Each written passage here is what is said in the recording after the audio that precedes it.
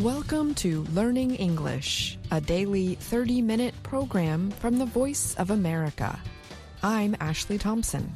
And I'm Mario Ritter Jr. This program is designed for English learners, so we speak a little slower and we use words and phrases especially written for people learning English. On today's program, you will hear stories from John Russell and Jill Robbins.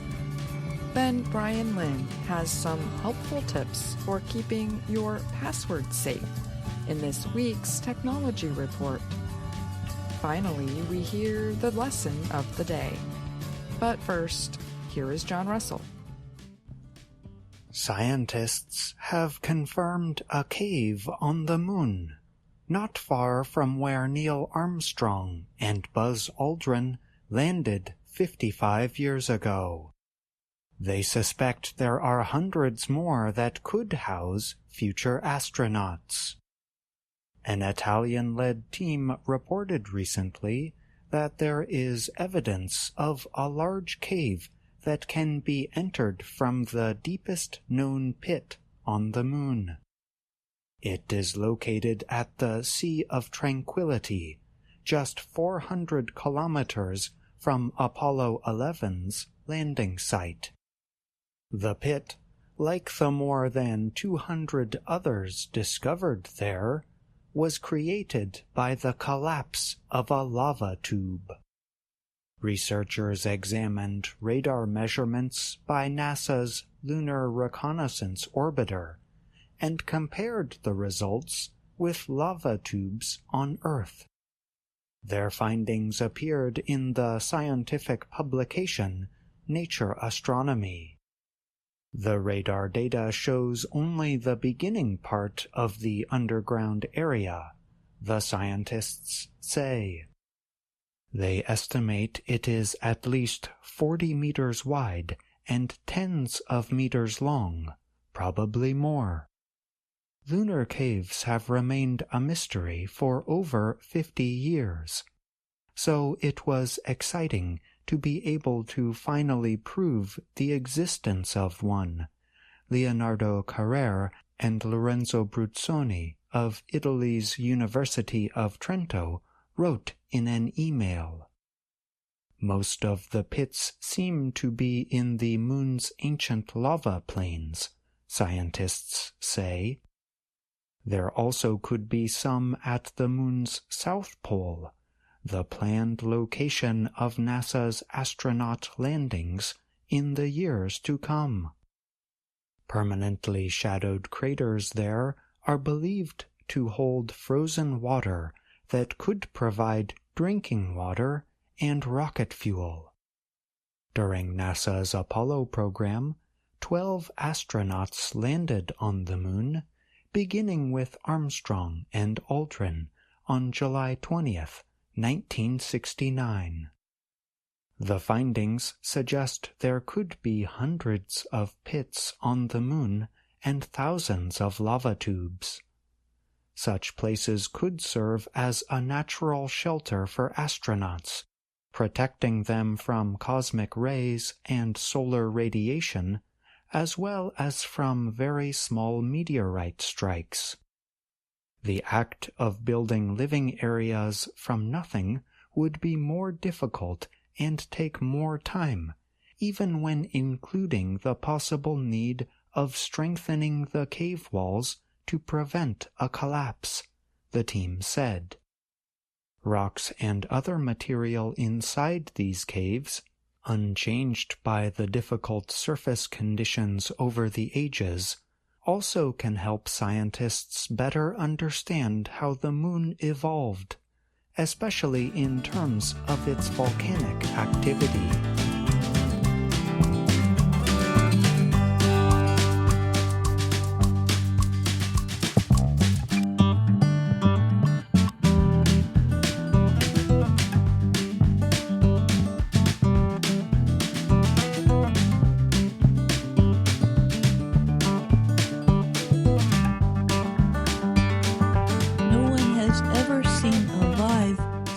Toothed whale.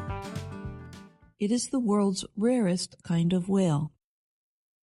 No one knows how many exist, what they eat, or even where they live in the southern Pacific Ocean. However, scientists in New Zealand may finally get to learn more about them. The country's conservation agency said Monday it believes a dead spade-toothed whale washed up on a South Island beach earlier this month. Scientists identified the whale by its color patterns and the shape of its skull, beak, and teeth. Hannah Hendricks is a sea life expert for the Department of Conservation. She said, "This is going to lead to some amazing science and world-first information." In the past, only a few other spade-toothed whales have appeared on New Zealand's beaches. Scientists did not have a chance to closely examine them. Now they will be able to. They have moved the whale to a cold place for their investigation. Researchers will work with local Maori iwi, or tribal groups, to plan how to examine the whale, the conservation agency said. New Zealand's indigenous people consider whales a taonga, a sacred treasure. In April, Pacific indigenous leaders signed a treaty recognizing whales as legal persons. However, that is not recognized in the laws of participating nations. Spade-toothed whales live deep in the ocean. They come to the surface so rarely that scientists only know their general location in the southern Pacific Ocean. It is home to some of the world's deepest ocean areas, Hendricks said. It is very hard to do research on marine animals if you don't see them at sea, she said. You don't know where to look. Kirsten Young is a senior lecturer at Britain's University of Exeter. She studies spade-toothed whales. She wrote in an email that it took many years and a mammoth amount of effort by researchers and local people to identify the whales. The new discovery makes me wonder, how many are out in the deep ocean, and how do they live? Young said. Researchers studying the mammal could not confirm if the species went extinct. Then, in 2010, 2 whole spade-toothed whales, both dead, appeared on a New Zealand beach. Samples of their tissue later showed they were spade-toothed whales. I'm Jill Robbins.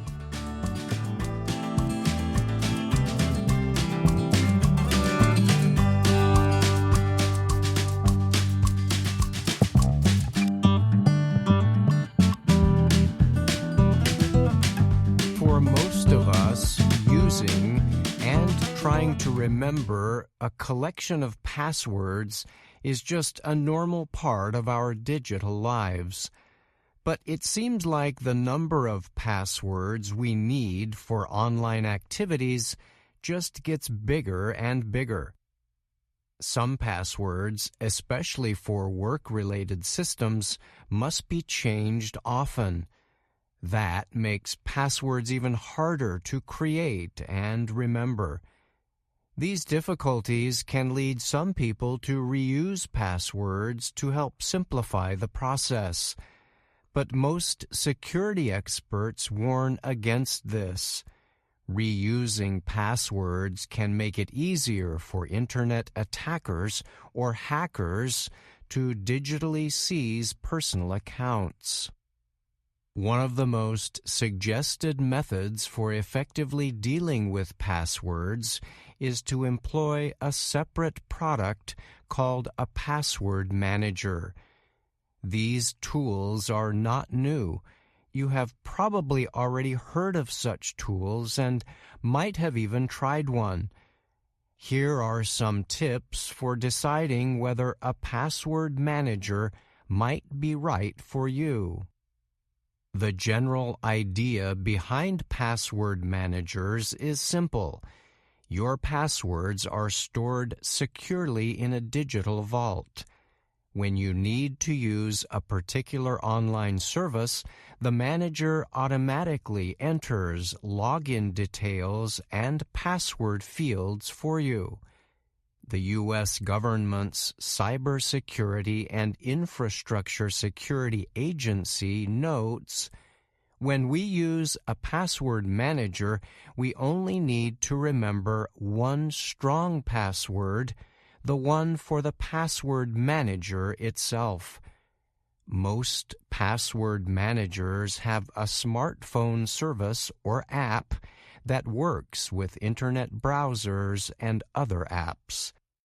This means they can be set to open with a fingerprint or face identification. If on a computer, you can also sign into your password vault through a browser tool called a plugin or by going to a website. A good password manager should be able to create complex passwords using letters, numbers, and special characters when setting up a new account. And it should also recognize that you are signing in to an online service for the first time and ask if you want to save the information you have entered. Password managers can also protect against so-called phishing attempts. These usually appear as emails seeking to trick users into clicking onto a link to a false website designed to capture login details. A password manager can prevent such details from automatically being filled in if the web address is not the same as the one linked to the saved password. Most password managers can store other information as well, such as bank and credit card PINs. Many also support passkeys, a new technology that companies like Google have launched as a safer method than passwords. There are many different password managers on the market.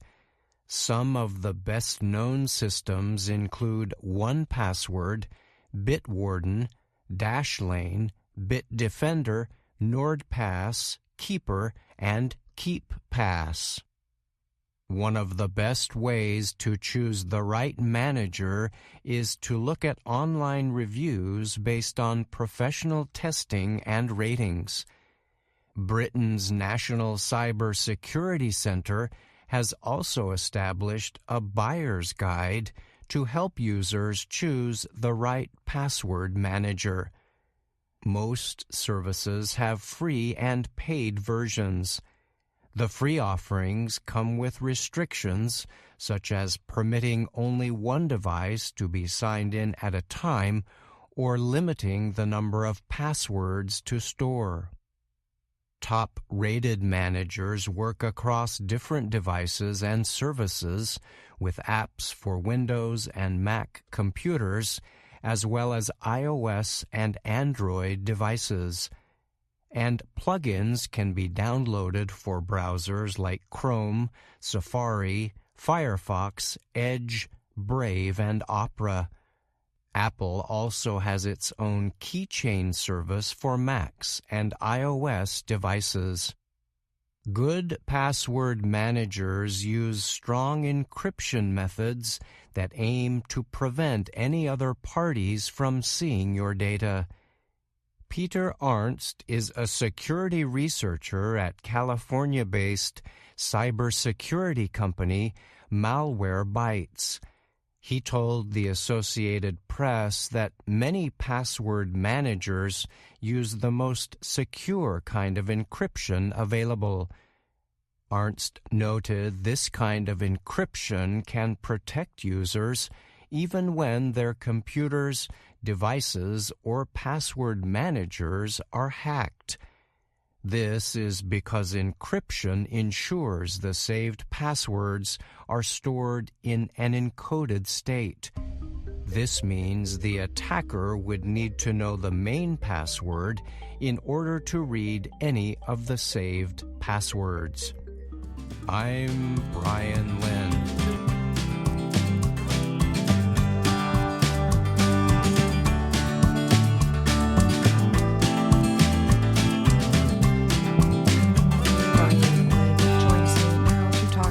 About his technology report. Thanks for being here, Brian. Of course, Ashley, glad to be here. This week, you looked at how password managers can help people deal more effectively with multiple passwords needed for online activities. One thing you mentioned was a passkey, a new technology that might replace passwords altogether. What can you tell us about passkeys? Yes, so this is, as you say, a much newer technology than password managers. Major tech companies like Google, Apple, and Microsoft have been working together on this technology for several years with the goal of coming up with a widely used passkey system to remove the need for passwords. And these can already be used if the user follows the steps to create a passkey for certain websites. And how do passkeys work compared to passwords or password managers? So a passkey is a kind of digital marker stored on your computer or device, and it can be used to unlock any online account you have. The passkey uses biometrics to identify the user, for example, through a fingerprint, face scan, or screen lock, personal identification number, or PIN. Passkeys establish a secure connection between a computer or device and a cloud service, such as Apple's iCloud, for example. This technology uses the same secure encryption methods as brought up in the report, but adds another layer of security. And the cloud service keeps an encrypted copy of the digital marker that identifies the user. Now, when using passkeys, no password ever has to be created. Experts have said passkey technology is definitely where things are moving, and the tech is considered very secure.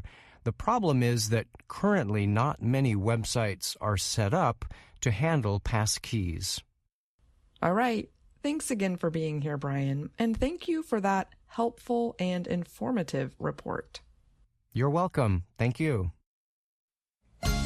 VOA Learning English has launched a new program for children. It is called Let's Learn English with Anna. The new course aims to teach children American English through asking and answering questions and experiencing fun situations. For more information, visit our website, learningenglish.voanews.com.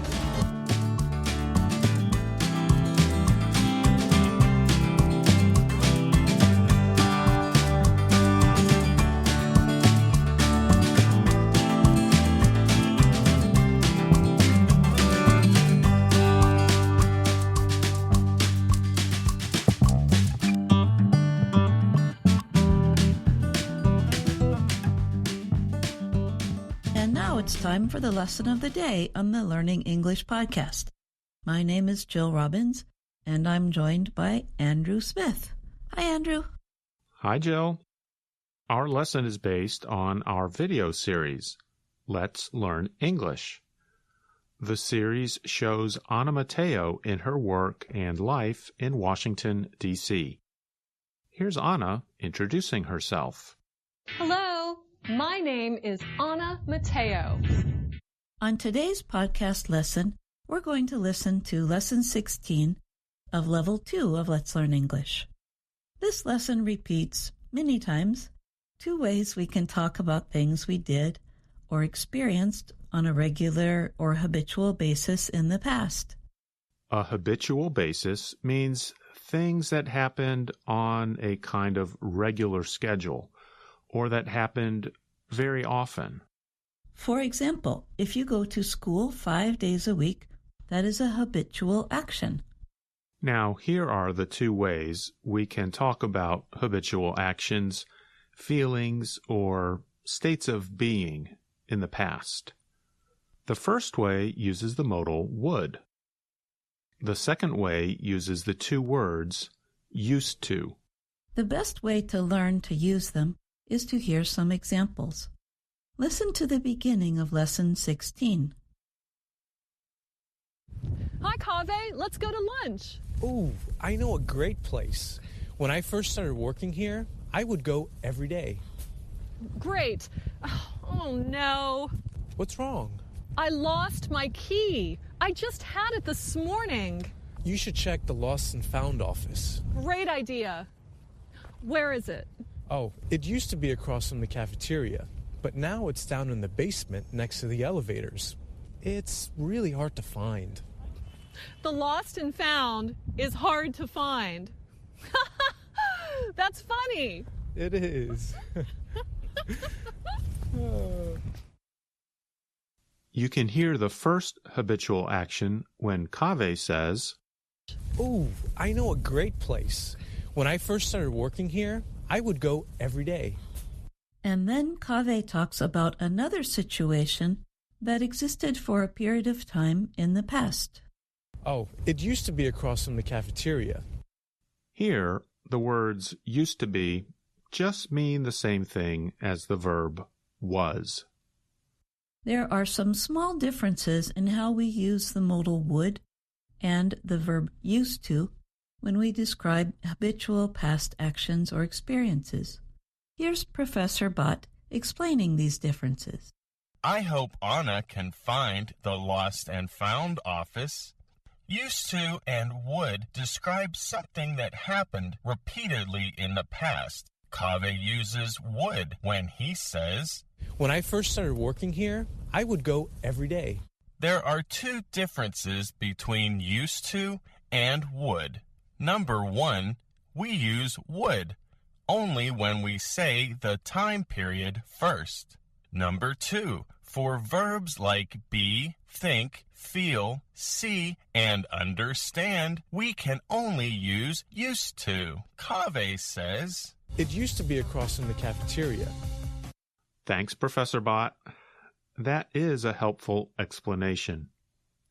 Verbs such as be, think, feel, see, and understand are more like states of mind or states of being rather than actions, such as the verbs go, eat, play, and so on. Now, listen to Jill and I have a conversation about our past.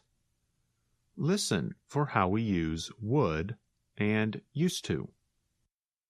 Andrew, do you have any special memories of something you would do with your family when you were young?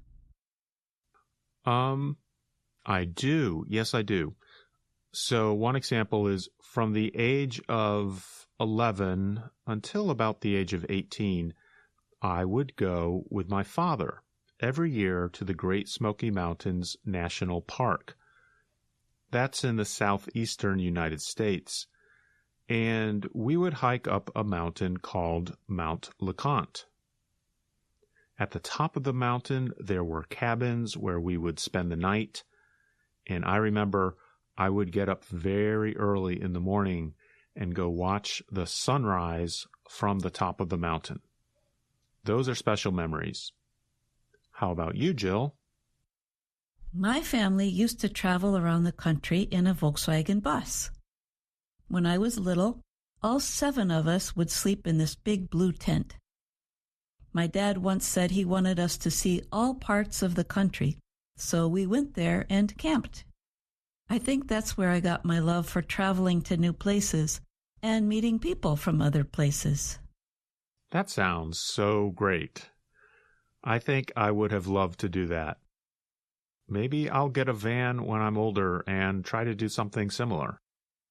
Now let's hear more from Lesson 16 of Level 2 of Let's Learn English.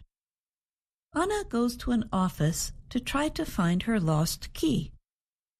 The person in the office thinks Anna wants to find the key to happiness instead of a key to her door. In this part, you will hear many examples of the words used to when the speakers describe habitual actions and feelings from the past. Come in. I am Serenity. Hi, Serenity. I'm Anna. Please sit down. How can I help you? I lost something very important. Shh. I already know. You need help. Yes, I need help finding the key. You need to find the key. The key that will give you happiness. Yes, finding this key will make me very happy. First, Anna, let me tell you a little bit about myself. Okay. I used to be a very important person with a very important job. I made a lot of money. I mean, a lot. Wow, good for you. No. It was bad for me. I lost the most important thing, the key. You've lost it too, haven't you, Anna? Haven't you? I guess. So how does this work? Do I have to fill out a form or something, or? No forms. Just answer this one question. As a child, what did you used to do to feel happy? When I was little, I used to sing all the time with my family. Those were good times. Singing is so joyful. I used to sing, but now that I started my business, I've just been too busy. Too busy. Anna, why don't you sing again? I sing everywhere. I sing in the office, I sing on the metro, I sing in the elevators, I sing on the escalators, I sing in the bathroom. Serenity, serenity, I really need to find my key. Yeah. Yes, we need to find the key to happiness. No, I just need to find the key to my apartment. I used to know, but now I don't. Do you, Anna? I don't know. I think I left it in the ladies' room. You know, this isn't the lost and found, is it?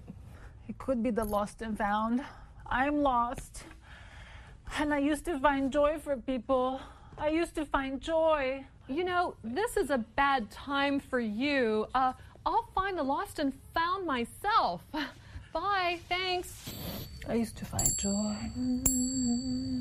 I used to find joy. I used to find joy. I found my key. I used to find joy. Oh, the sad woman in the office used to find joy. Well, hopefully she will find it again soon. Listeners, what are some things you used to do when you were younger?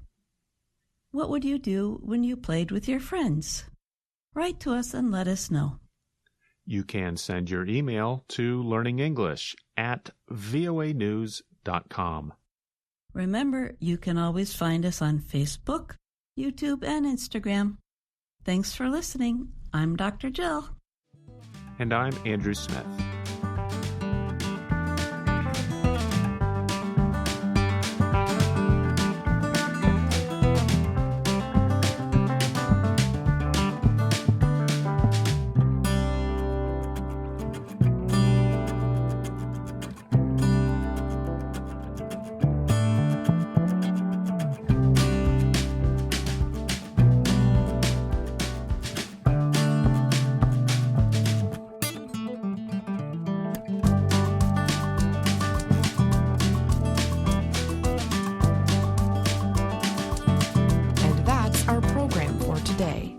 Join us again tomorrow to keep learning English through stories from around the world. I'm Ashley Thompson. And I'm Mario Ritter Jr.